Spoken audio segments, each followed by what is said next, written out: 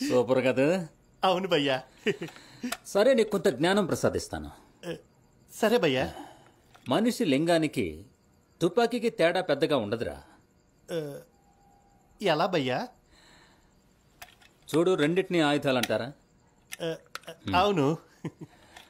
రెండు చేతిలో ఉంటే దీనమ్మ మెదడు పనిచేయడం మానేస్తుంది. ఓకే. ఇక రెండింటినీ ఫైర్ చేసినప్పుడు గొప్ప మజా వస్తుంది.